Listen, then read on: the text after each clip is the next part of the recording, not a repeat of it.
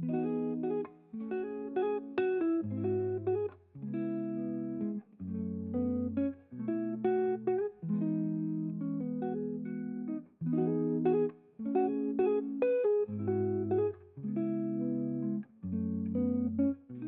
you?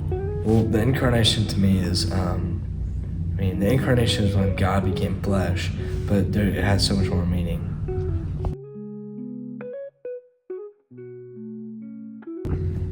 So I think that the incarnation is more like God showing his human and divine side, coming down and really like spending time and like showing the people what his life is like and suffering and everything, and really like just being there as a human with them. I believe that it kind of shows God's love for us, that he came down and was physically born into our world. And he spent time to build relationships with us. He didn't just come and leave, like he stayed for a long time. Okay, the incarnation kind of just brings God's humanity finally to us, and he finally experiences all the suffers that we have, everything that we experience. So, towards the end, in reality, it's like whenever we say you don't get it, that's completely wrong. While he was human, because of his incarnation, he felt everything that we felt.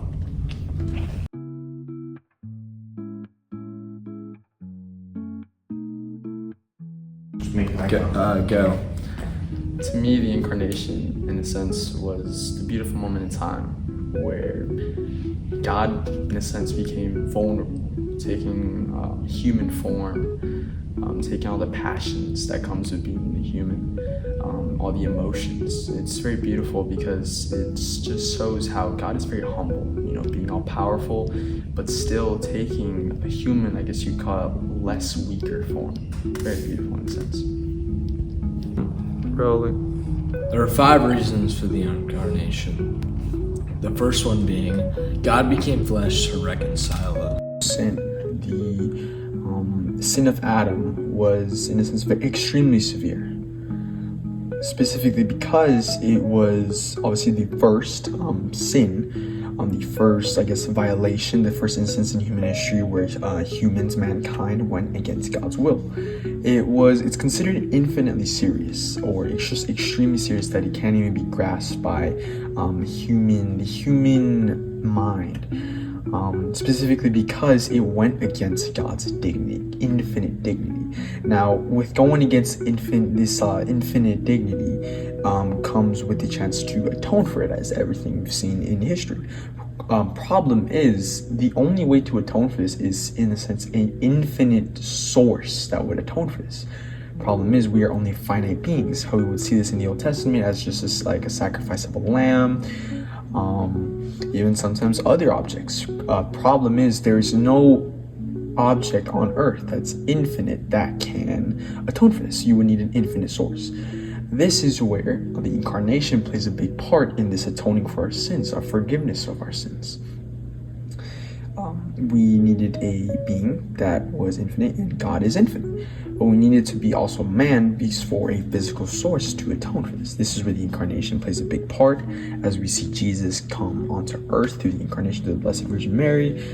And we see this lived throughout his entire life, brings lessons, brings wise scriptures to us, and ultimately his most important event in his life was the crucifixion, the sacrifice on the cross for mankind for the forgiveness of our sin. The second was to manifest the infinite depth of God's love for us.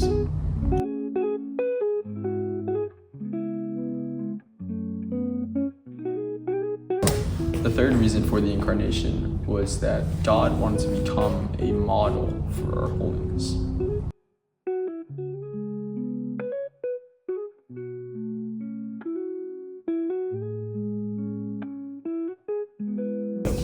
So the fourth out of 5 reasons is how Christ came down to share his divinity and allow us as his creations to basically live how he believes we should with his divine life.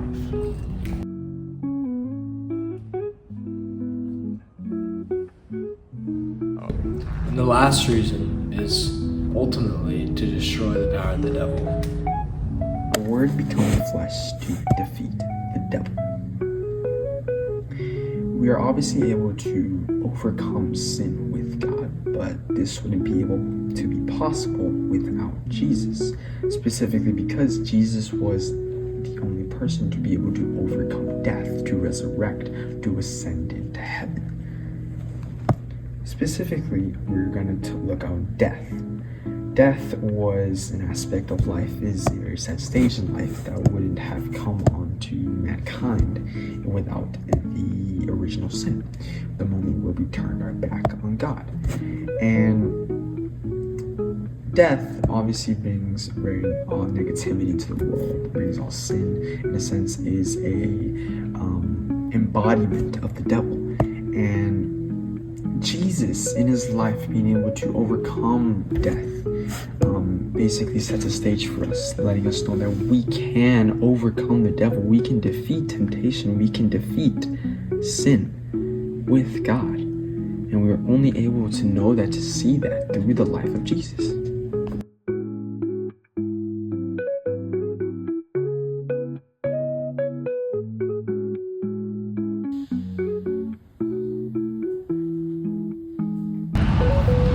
God displayed the immensity of his love to serve us, just to get rid of our fear, and just when the incarnation happened, that love of his was on full display, and then it just exemplified further just the reasons of why Jesus came for us.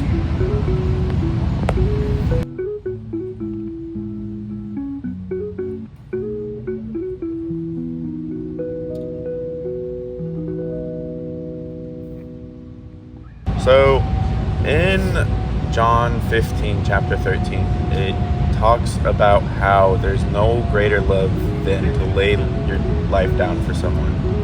And it just shows the amount of love that God had for us to become incarnate in flesh, to live life with us, build the relationships, and lay down his own life just so we can be forgiven and he can take up all of our sins and help us get through all of our suffering.